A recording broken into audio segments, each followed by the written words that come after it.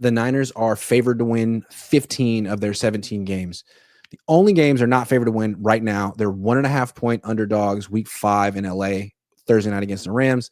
Following week in Tampa, 1.5-point underdogs against the Bucks. Favored to win every other game. Now, last year they were favored to win all 17 games before the season. Some of them they were like double-digit favorites. They're not any double-digit favorite this year, but still, it seems like the betting public seems to believe in the Niners. What do you think? I think the betting public is a high percentage of 49er fans. I feel like that's why these go this way. Obviously, they're not going to win 15 games. I mean, I would be shocked, even with this schedule.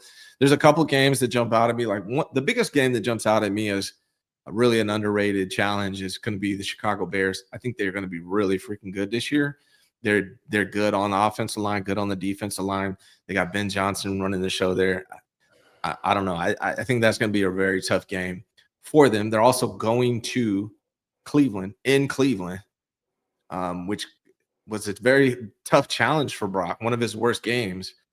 He gets a chance to set that straight, and that's going to be during the time where weather is usually a factor. So, they're not going to win 15 games. It doesn't surprise me that they're favored to. That seems the way Vegas plays things. I think it's a financial thing more than anything. Yeah, I mean, it's not necessarily odds makers saying the Niners are going to go 15-2 this year. It's this, like, I think the way it works is they want an even number of wagers on both sides so that they win no matter what. And that's where they set the line to sort of get it in a place where the betting public is split and betting on both sides. So it seems to me that casual fans that kind of know the Niners, kind of know the NFL, just look at the Niners and say, oh yeah, they had injuries last year. They're a good team. Yeah, they're going to win.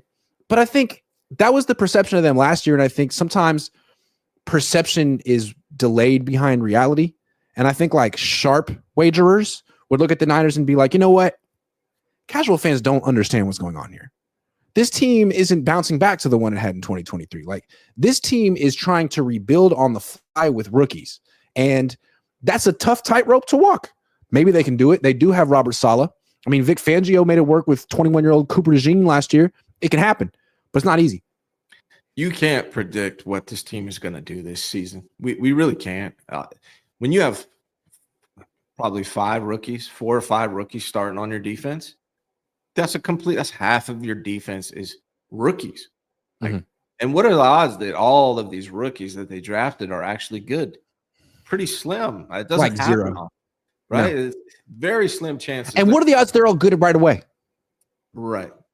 Like there's a high chance one of these draft picks the Niners got is going to be a bust. Fugazi. Yeah. So like all that is TBD. I think, this is not the 2023 team. It's not. It's not last year's team where they had known quantities, right? Now, in the injury thrown things off. It's who the heck knows what it's going to look like with these rookie defensive players and a Debo-less 49ers offense and a CMC. How is he going to look? Is he going to be the same CMC? There's like so many questions around this team this year. That's why I'm like really excited about the season, because it's very unpredictable how this season is going to go to me. I think it's somewhat predictable. I think the Niners defense is going to struggle early, and it may improve dramatically as the season goes on. But to think that week 1, they're going to start potentially 5 rookies on defense, they might make Sam Darnold look really good that game. They might make Kenneth Walker look really good that game. And I think you can't necessarily crush them if they don't come out firing on defense when that's the strategy, to start that many rookies. And then on offense, like, again, if you had to put money on it, would you bet on Christian McCaffrey playing 12 plus games this year or not? If it was your money. No. I would.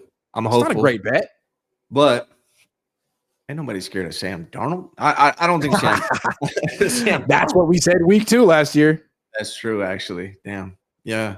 No, this season to me, I mean, you're right. Like, I could imagine like such a young team struggling early off.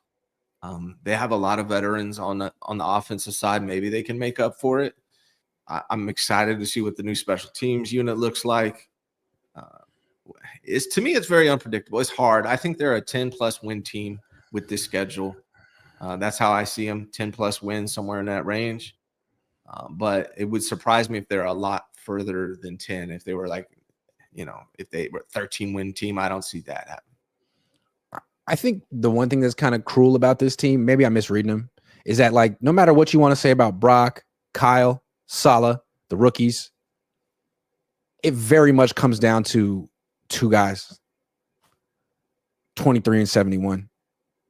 I mean, if Christian can't be Christian, if Trent can't be Trent, if those guys have seasons like last year, it almost doesn't matter what else is going on, because I think we've seen that the offensive line is just horrendous without Trent Williams. And the offense is like, the system is Christian.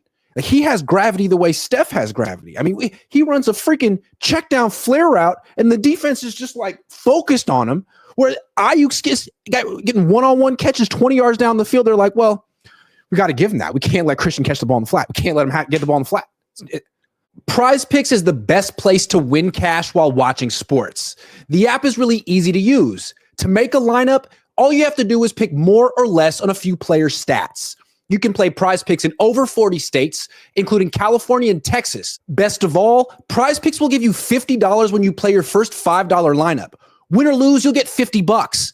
Basketball season is here, and there's no better time to get in. Just use promo code COHN, COHN, and download Prize Picks now. Yeah. And I think that is the 100% truth. That 2023 season, I thought Trent and CMC were your most valuable players. They were great. Even over Brock, even though Brock had a good year, I think they were what opened it up for everybody. And that is 100% going to be the determining factor this coming season. It's really, we're in the same place we were last year. Like, it's going to be reliant on Christian, because I don't think Kyle has a ton of plans outside of that. I agree. Just like Kerr doesn't have a lot of plans outside of get the ball to Steph. I feel like it was incredible to watch what happened to the Warriors when you take Steph off. I thought, Jimmy will step up. No, it doesn't work that way. This all works with him as the linchpin. And I think the Niners work when Christian's a linchpin. And I think last year you could say like, they were 32nd in separation. Like, they had hella talent on offense last year, more than a lot of teams. And it didn't work. They didn't win because it's Christian's team. And that's why I'm hopeful that's why I'm glad that Debo was removed from the team. And he may go to the Washington Commanders and have a bounce back season. I don't know. But I think Kyle was too reliant on Debo, especially without Christian McCaffrey. So you remove Debo from it, and now you have Kyle with the entire offseason, and he's got to be thinking, I can't allow what happened last season when Christian's absence to happen again. You would hope that he has to have an alternative plan for that situation outside of Christian. You would hope. If he doesn't, that's negligence. I think it's kind of interesting, like how history repeats itself. The first time they went to the Super Bowl with Kyle, 2019, Mostert carried him. That was his year. He was great. Then they lost. Next year he comes back, gets hurt. Only played 8 games, in and out, and they have a down year without him. And then in 2021, you're thinking maybe Mostert has a bounce back year. He's only 29, kind of same age McCaffrey is. Gets injured on the second carry of the season. Not saying Christian will, but he goes down immediately. And all of a sudden the Niners are in like DEFCON 3. They got to figure out a running game. Elijah Mitchell steps up, and eventually it's the Debo Samuel running back season. So, Kyle might need to be creative this year. I don't know that Christian's just going to necessarily bounce back at 29. He could go the way that Raheem Mostert went for the Niners. What I would love to see Kyle do, and I doubt he does, but I think they need to go receiver by committee this year, and I think they need to go running back by committee this year. They need to get a lot of these just guys involved and mix it up, and not just rely on Christian McCaffrey solely. Like, if Isaac Guerrero is healthy, I want to see him get 4 touches a game and possibly get some big breakers. And this rookie, they got to like see him touch the field before it's absolutely necessary. So hopefully that's what Kyle's planning. I feel like that's the key point for this year. And I think win or lose week 1, based on how they use Christian McCaffrey, I'll maybe like adjust my prediction for this season. If they use him responsibly week 1 in a timeshare and they lose a close game, I'll feel good about the team, because I'll feel like, you know what? Christian's going to play all season. they got a feel for this. But if they give him the ball 24 times and they win, I'll feel like, no, it's unsustainable. I don't even know if he's going to be here by week 5. I don't like this because that's what they did when he came back last year. It was a mistake. I agree. And I think this is unrelated, but I think this is your last season of Brandon Aiyuk. That's a prediction I'm making for this season. I think he is 100% gone after he can come back here and prove that he's a decent wide receiver. I think the 49ers are going to move on to him. I think they've been wanting to move on from him also. So that's going to be an interesting dynamic. I feel like they look at Brandon Aiyuk as the one. I hate using this word. What's a better word than the one negative personality is the word I'll use instead of the C word. He's the one negative personality they have left on this team. I think that's how they view him. I could be wrong, but I think that's how they view him. I think it's the kind last of out season. for himself. Yeah. I think they also wonder how much he loves football. Like once he got paid, he became like a Lambo enthusiast. Yeah. And the way he played didn't seem like he was much of a football enthusiast anymore. But maybe that was.